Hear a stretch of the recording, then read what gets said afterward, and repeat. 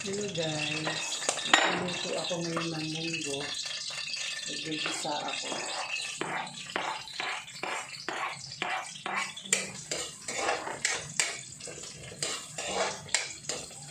Tapos meron din akong pipirito na tilapia. Ayan o, nagdaing ako ng tilapia.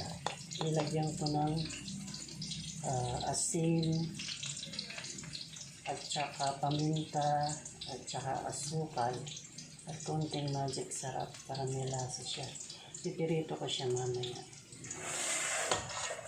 Ngayon magigisa na ako ng bawang, sibuyas para sa munggo. Ito yung munggo guys. Tiniris ko siya para malapot. Kaya ganito.